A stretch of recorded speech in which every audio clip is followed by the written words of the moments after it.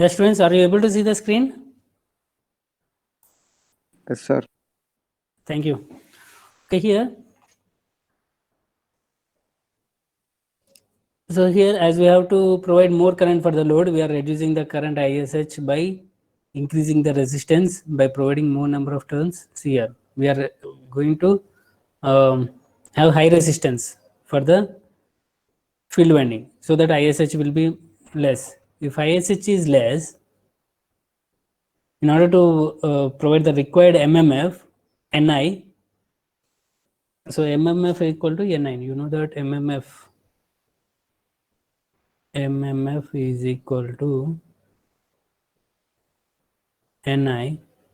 As we are reducing this current, as we are reducing the current, we have to increase the number of turns. Why we are reducing the number of, why we are reducing the current? In order to provide more current for the load, we are reducing this ISH. For providing the more required MMF, we have to increase the number of turns. So here, the shunt field winding is made up of high resistance, okay, and more number of turns, and it is made up of thin wire. So here, if you see the resistance of a thin wire and a thick wire, the resistance of the thin wire will be more. So here, as the current is less, we can use thin wire in order to reduce the copper losses. And mainly here, if you know that R equal to rho L by A, rho L by A. So resistance is equal to rho L by A, where rho is the specific resistance, L is the length of the length, and A is the area of cross section. So we can increase the resistance by decreasing the area. So here, the shunt field winding is made up of high resistance, thin, and more number of conductors. So see here, the shunt field winding has many turns of fine wire. Fine wire means thin wire having high resistance. Therefore, only a part of the armature current flows through shunt field winding, as the rest flows through the load. Okay, here one thing, one difference, main difference you can see between the series field and the shunt field. In the series field, it is made up series field. If you see the series field, few turns of thick wire having low resistance. Thick wire means generally it will be having low resistance. So few turns of thick wire. Here, shunt shunt field winding, high resistance, more number of turns, thin wire. So completely opposite. Okay, few turns in series field, more number of turns in shunt field.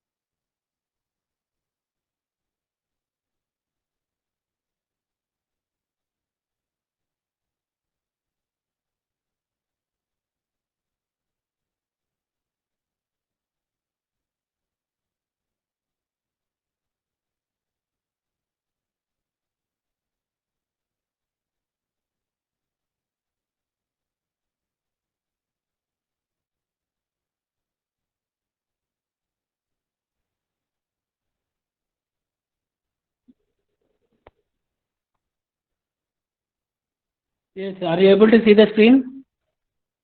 Yes, sir. Okay, thank you.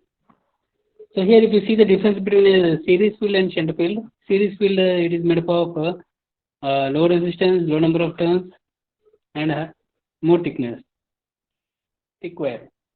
Okay, series field will have less number of turns, thick wire and low resistance. Now coming to Sir, shunt voice is field, breaking, sir. high resistance. Voice is breaking. Okay, okay.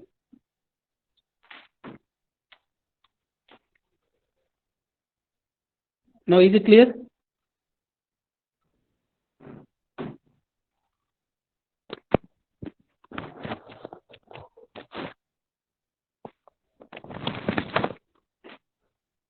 Now is it clear? Yes, sir. Are you able to hear? Okay. Now shunt field winding will have high resistance, more number of turns, and it is made up of thin wire. Now coming here, compound generator. If you see the diagram, so it is having a series field and a shunt field. Series field and shunt field. So here in this diagram, you have two types of compound generators. So if you see the first one, left side, you can see it is a short shunt. So the field winding is connected across the armature only. Now coming to right side, long shunt, the series field winding is connected to armature series field winding. Is it clear the diagram? Now here let's say the points here.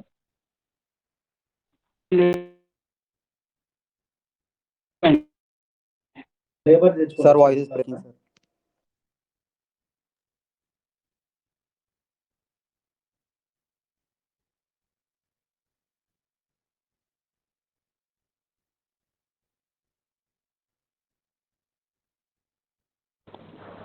Now is it clear?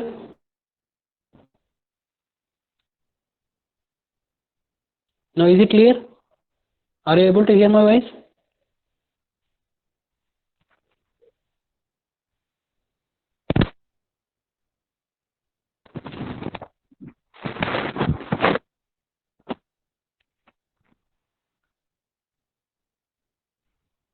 So in a compound generator, are you able to hear my voice? Yes, sir.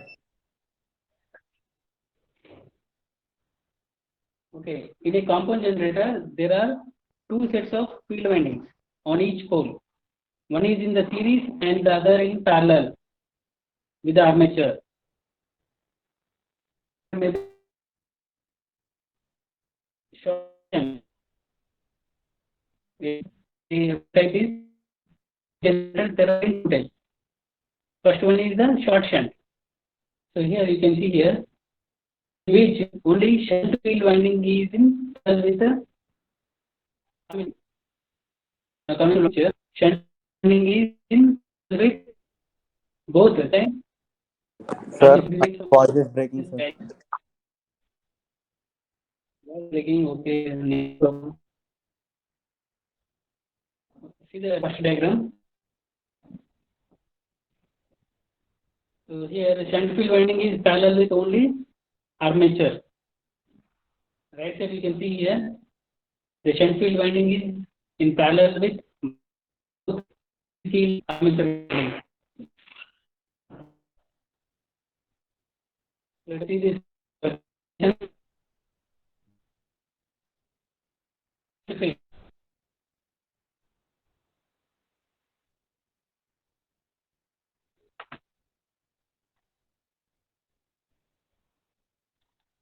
Just a minute, I'll try.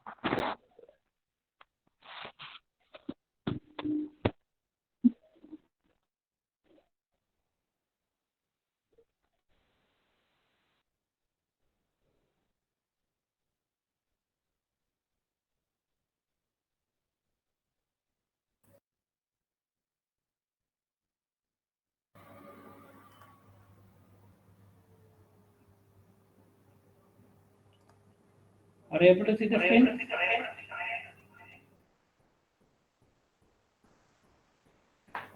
Are you able to see the screen? Please respond. No, sir.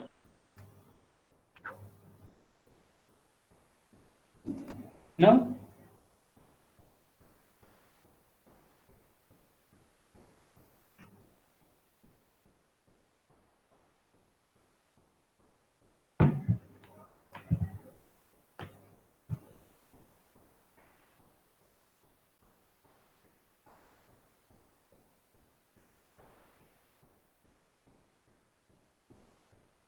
Okay, now can you see the screen? Yes, sir. Okay, Yes, sir. okay, okay, thank you. So here, let us see the relations between these parameters. So let us see the short shunt. Let us see the short shunt. See here.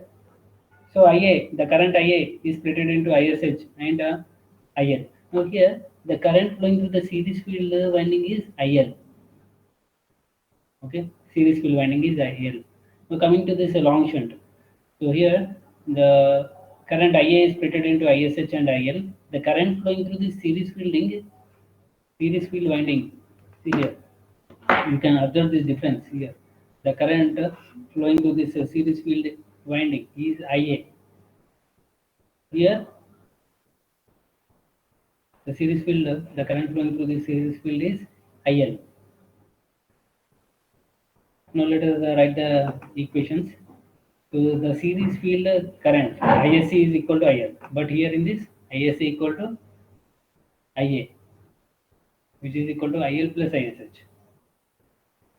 Now here, coming to short shunt. Shunt field current ISH is equal to V plus ISC into RSC. See here.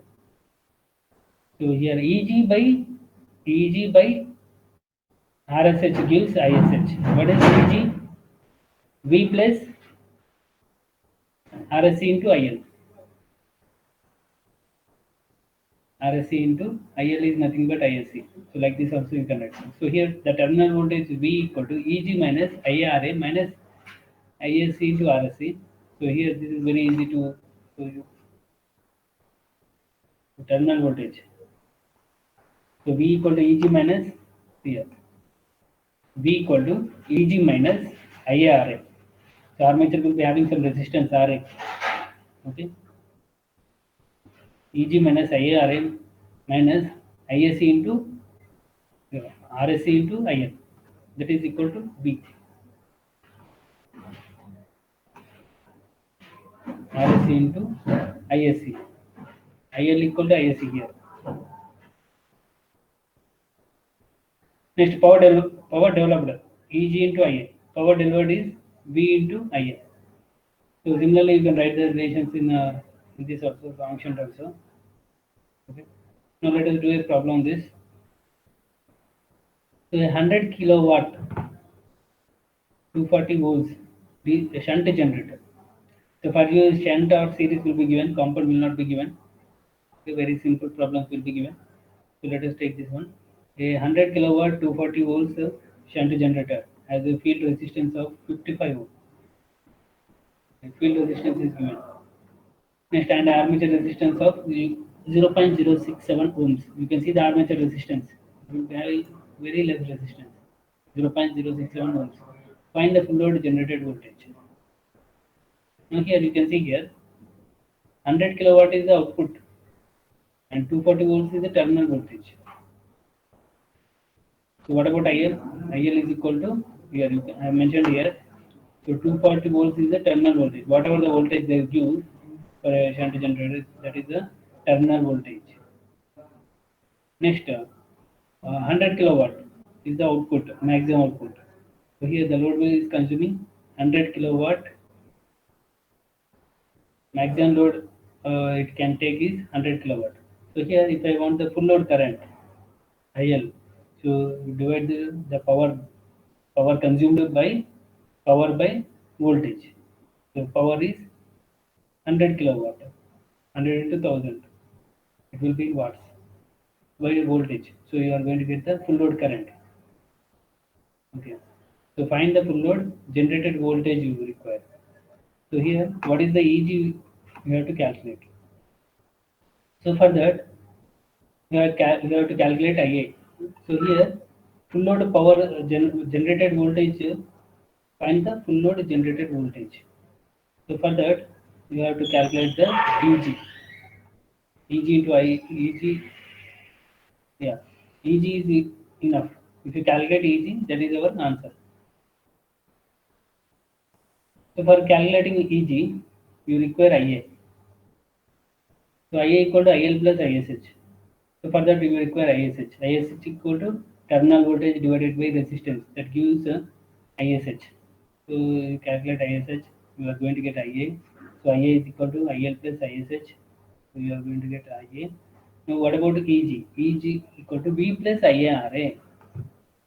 EG equal to V plus IARA. IARA is the drop in the armature winding.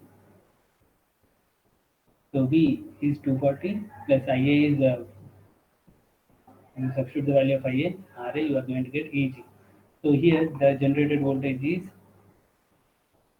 268.2 volts, which is always greater than terminal voltage. What is the terminal voltage? So V is 240 and the generated voltage is 268.2 volts. So a small voltage drop, that is remaining is the voltage drop in the armature due to armature resistance. So in the next class I will explain this generator characteristics, DC generator characteristics. You are going to have a lab regarding this DC generator characteristics. So these are very important. So why you require the DC generator characteristics means if you know the character, we have different types of DC generators. If you know the characteristics, then only you can use that DC generator for a particular application. So for that you have to know about the DC generator characteristics. So this I will explain in the next class. So up to now, do you have any doubts? So I will send these notes. I think already I kept these notes. Okay. Yes, do you have any doubts? If you don't have any doubts, I will take the attendance.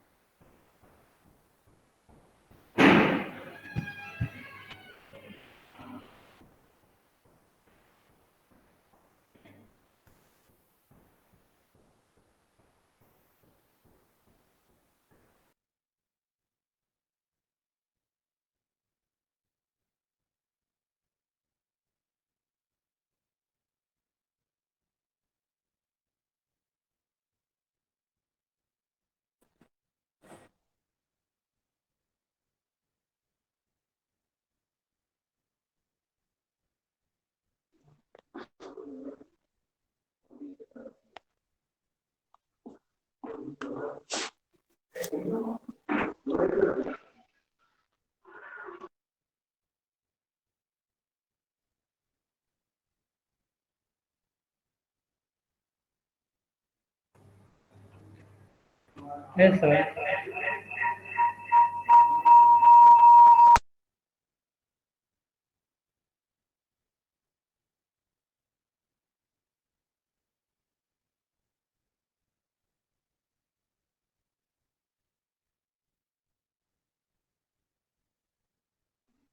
So I'm taking the attendance.